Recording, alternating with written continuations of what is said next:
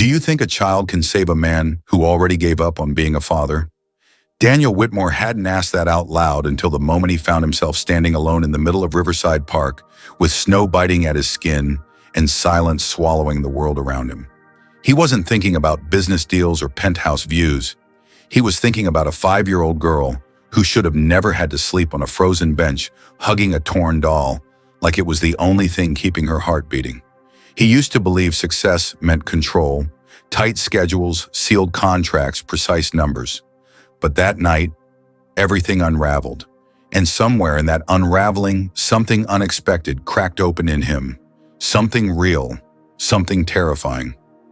What happened after he took that little girl home changed not just his Christmas, not just his apartment, but his entire identity. He thought he was just helping a child survive the night. He had no idea he was about to become a father. All over again. But this time not by blood, by choice. And if you stay, you're about to witness the moment when one child's courage forced a grown man to face the deepest truth he'd been running from for years. What happens next might just break your heart wide open. Daniel Whitmore stared at his reflection in the elevator mirror of his high-rise building in Hudson Valley. It was Christmas Eve, and while families all over the city were lighting fireplaces and unwrapping presents, he was heading home to an apartment with million-dollar views and zero warmth. His daughter Chloe was spending the holidays with her mother Rachel, and all Daniel had waiting for him was silence. He stepped into his penthouse and flicked on the lights. The place was pristine, modern, cold. No tree, no lights, no laughter. Just a photo of Chloe on the coffee table, grinning with her front teeth missing back, when she still believed Santa was real and that her father would always be there. He poured himself a glass of whiskey, sat on the leather sofa, and stared at the city lights through the floor-to-ceiling windows. When his phone rang, he grabbed it like it was oxygen. "Hi, Daddy," Chloe's voice chirped through. Daniel smiled. "Hi, my princess. Did you open the gifts I sent? Yes, I love the dollhouse. And the puppy pajamas." There was a pause, but "Why aren't you here?" Daniel's smile faded. "Work, sweetheart. Daddy had to stay for some important meetings. Mama says you always have work. I want to give you the best, Chloe. I don't want the best. I want you." Silence. And then she hung up. He sat there with the phone still pressed to his ear. Outside, snowflakes drifted softly against the windows, and somewhere in the city, families were holding each other close. Daniel couldn't sit still. Something inside him cracked. He threw on his coat and scarf and stepped into the cold night.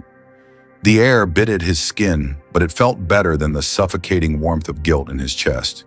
He walked without direction through the glowing streets of Hudson Valley, past closed stores and empty restaurants, past families laughing behind frosted windows. He turned into a small, unfamiliar park, Riverside Park. That's when he saw her. At first, it looked like a bundle of clothes slumped on a bench. But as he stepped closer, he realized it was a child, a girl. Her coat was far too big. Her hair matted her face, half hidden behind a tattered scarf. She was hugging something tight to her chest. Daniel moved slowly. A twig snapped under his foot and the girl's eyes snapped open wide, terrified, alert, like a cornered animal. "Hey, hey," he raised his hands. "It's okay. I won't hurt you." She said nothing, just clutched her toy tighter. "My name is Daniel. What's yours?" A pause, then a whisper. "Lily." "Hi, Lily. That's a beautiful name. Are you okay?" She didn't answer. "Where are your parents?" he asked gently. "My dad died. Weeks ago. I don't remember how many." Daniel's breath caught. She couldn't have been more than 5. "And your mom?" "I never had one." Daniel sat on the far end of the bench, not too close. "Where have you been sleeping, Mrs. Jenkins let me stay, but she has too many kids. Then the man from the government, Mr. Thompson, said I had to go to a place with other kids. But they wouldn't let me keep Daisy." She held up the worn doll, Daisy, its arm hanging by a thread, its face smudged. Daniel understood. That doll was the only piece of her past left. "So?" "I ran away when he went to the bathroom," she said. "And I came here. It's quiet here. Are you hungry?" She nodded slowly. "There's a 24-hour store 2 blocks away. Can I get you something to eat? Are you going to take me back?" "No, I promise. I just want to bring you food." She stared at him, measuring. Finally, she nodded. He rushed to the store and returned with sandwiches, milk cookies, and chocolate. She ate slowly like it was a ritual. Every bite was savored. Daniel watched her with a growing lump in his throat. "You shouldn't stay here tonight. It's freezing. Would you like to come to my place just for one night? I have a big couch, warm blankets, and you can bring Daisy." She hesitated, but then she looked up at him and whispered, "Just one night, just one. I swear." He carried her gently to his apartment. Inside, Lily stood frozen, eyes wide. "You live here, alone." "Yeah, but not anymore. Tonight you're here too." She stared at the photo of Chloe. "She looks like you." "That's my daughter Chloe. She lives with her mom." "Yeah, they're divorced." Daniel nodded, surprised by her awareness. Later, she sipped warm milk at the kitchen counter, Daisy beside her. "I don't sleep well," she said quietly. "I get nightmares. What kind? I dream that my dad is looking for me but can't find me. I scream but he doesn't hear me, and I'm lost." Daniel could barely breathe. "Would a hallway light help?" "Yes, please." He tucked her into the couch, wrapped her in soft blankets, and left the light on. She clutched Daisy, her small frame barely a ripple under the comforter. "Daniel," she asked as he was about to walk away. "Yes, do you think my dad can see me?" "I do. And I think he's proud of how brave you are." She was quiet. "Then, but I'm scared all the time." "That's what makes you brave. You keep going, even when you're scared." She nodded and closed her eyes. Daniel stood there staring at the sleeping child on his couch. How did this happen? A stranger, now sleeping safely in his home. Why didn't it feel wrong? Why did it feel like something inside him, something long buried, had finally begun to heal? He didn't know the answers, but he knew one thing for sure: tonight something had changed, and tomorrow would change everything. Do you think Daniel should tell Chloe about Lily right away, or wait until he understands what's truly happening in his heart? If this story touched your heart even just a little, please give it a like and show some love so we can keep telling stories that matter. The apartment felt warmer the next morning, as if Lily's quiet breathing overnight had softened the edges of Daniel's world. When he walked into the living room, he found her already awake, sitting on the floor in her oversized pajamas, brushing Daisy's worn-out hair and whispering stories only the doll could understand. "Did you sleep well?" he asked. "I didn't have nightmares," she replied. "I think the hallway light helped. And maybe Daisy was braver because you were here." Daniel smiled and headed to the kitchen. He made pancakes, Chloe's favorite, and Lily devoured them as if they were magic. It was Christmas morning, and for the first time in years, Daniel wasn't thinking about work. He wasn't checking emails. He wasn't checking stock reports. He was just there. Later that day, as they sat watching animated Christmas movies, Lily pointed to Chloe's picture on the wall. "Will she be mad when she sees me here?" Daniel paused. "Why would she be mad because I'm sitting in her place? No one can take Chloe's place, Lily. She's my daughter. And you're someone I care about deeply. That's different, but it's not less." Lily didn't respond, but she stared at the photo a little longer before whispering, "I hope she's nice." 3 days later, Daniel's phone buzzed with a message that cracked the stillness. "Rachel, emergency business trip. Can you keep Chloe for a week?" Daniel didn't hesitate. "Yes, bring her over anytime." He cleaned the apartment with a nervous energy he hadn't felt since his early fatherhood days. Then he sat Lily down. "I need to tell you something," he said gently. "My daughter Chloe is coming to stay with us for a week." Lily's fingers curled around Daisy's arm. "Do you want me to leave?" "No, absolutely not. But she doesn't know about you yet, so we'll explain together, okay?" Lily nodded, but her eyes dimmed. That night, she barely touched her dinner. When Daniel tucked her in, she didn't ask for the hallway light. She just whispered, "If she doesn't like me, it's okay. I can go back to the park." Daniel's chest tightened. "You're not going anywhere, Lily. You're safe here." The next morning, Chloe burst through the door with her pink backpack and radiant smile. "Dad," Daniel scooped her up. She was getting taller, her laughter brighter than he remembered. But it faded the moment she stepped into the living room and saw Lily sitting quietly on the sofa, her little hands clasped around Daisy. Chloe blinked. "Who's that?" Daniel crouched beside her. "Chloe, this is Lily. She's a very special friend. She's been staying with me for a few days. Chloe's smile vanished.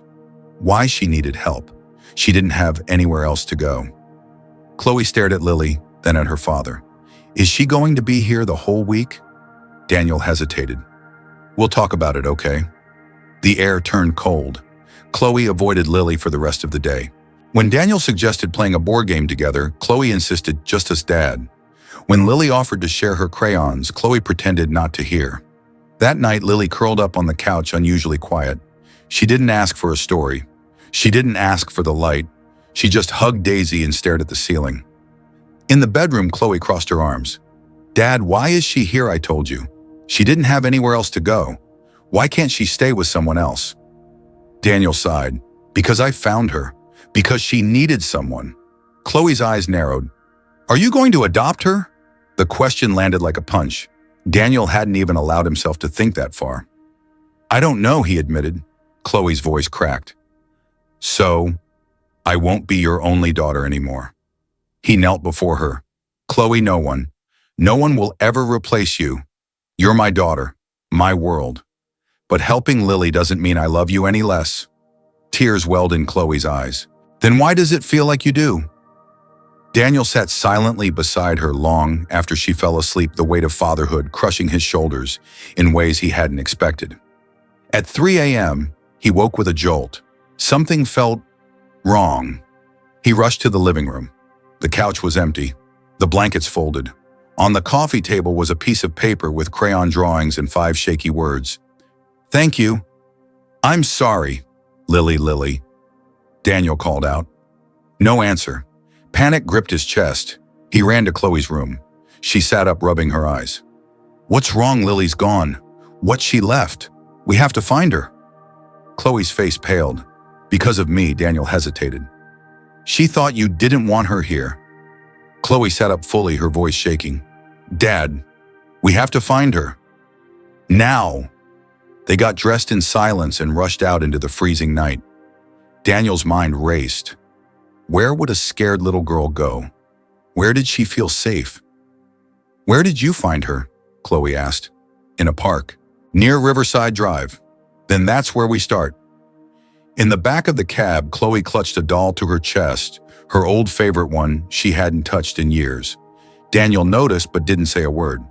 They reached Riverside Park as the first light of dawn began to stretch across the horizon. It was empty, quiet, haunting. She was here, Chloe whispered. Daniel nodded. Right there, on that bench. Chloe sat down and looked around. She must have been so scared. Then she stood. Wait, the church. Didn't we pass one nearby? They ran down the block. There on a bench outside the chapel, steps sat Lily, her arms around Daisy, her eyes red and swollen. When she saw them, she froze. You found me, she said softly. Chloe stepped forward first. I'm sorry. Lily didn't move. Chloe held out the old doll. This was mine. She helped me sleep when I missed my dad. Maybe she can help you too. Lily looked down at Daisy, then slowly took the doll. I thought, you hated me. I didn't hate you, Chloe whispered. I was scared. But I think maybe we both were. Daniel stepped forward, tears in his eyes. Can we go home now? Lily asked. Chloe nodded. Yes, let's go home. The three of them walked back in silence. Chloe holding Lily's hand this time. What would you have done if you were in Chloe's shoes that Christmas week? If this chapter moved you, please like the video and help us continue telling stories that matter. By the time they returned to the apartment, the early sun cast soft gold through the windows, catching in the tears on Lily's cheeks. But this time the tears weren't from fear. They were from something else, something unfamiliar. Safety, belonging. Daniel watched the two girls step inside Chloe, leading Lily by the hand, as if she'd been doing it forever. Are you hungry? He asked gently. Both nodded. He smiled. Then it's pancake time. They cooked together, flour on faces, giggles over spilled milk. Daisy perched on the counter like the kitchen supervisor. And when they sat down to eat, Chloe did something that made Daniel freeze in his seat. She reached across the table and gently took Lily's hand. You're my sister now, she said softly. Okay, Lily blinked. Really, really. but I get to be the big sister. Deal, Lily whispered, her lips curving into a shy smile. Daniel didn't speak. He couldn't. Something tightened in his throat as he looked at the two girls, his daughter and the girl who'd changed their world in one snow-covered night. That afternoon, Daniel sat Lily down in the living room, with Chloe curled beside her. "There's something I want to talk to you about," he said. Lily's fingers tightened around Daisy.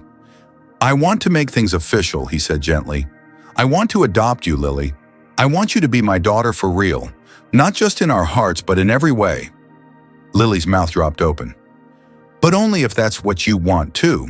She looked at Chloe. Chloe gave a big nod. "Then you'd really be my sister. No takebacks." Lily turned to Daniel. "Yes," she whispered. "Yes, please." The following weeks were a whirlwind: interviews with social workers, home visits, psychological evaluations. Ms. Helen Carter from Child Services came often. She was strict, professional, and didn't smile much at first. But after her third visit, she pulled Daniel aside and said quietly, "She lights up when she talks about you. Whatever you're doing, keep doing it." Chloe helped Lily practice answering the grown-up questions. She even made flashcards. "Do you feel safe here? Do you like living with Mr. Whitmore? What does family mean to you?" Lily's favorite answer was always the same. "Family means someone comes looking for you, even when you leave." 6 months passed. One spring morning, they stood before a judge at Family Court, Manhattan. Lily wore a yellow dress with little white flowers, Chloe's gift. Daisy had a matching ribbon. Daniel held both girls' hands as the judge flipped through paperwork. "I've read every report," the judge said, looking over his glasses. "And I've seen a lot of unusual cases. But this one," he smiled, "this one feels exactly right." He looked at Lily. "Do you understand what this means?" Young lady Lily nodded. "I get a forever dad. And a big sister," Chloe added. "And pancakes on Sundays," Lily grinned. The judge laughed. "Then it's settled. As of today, you are officially Lily Carter Whitmore." The courtroom broke into quiet claps. Chloe hugged Lily so tight, Daisy almost fell out of her hands. On the way home, Chloe turned to Lily in the car. "You know what this means, right? What, no more sharing my room?" Lily's face dropped.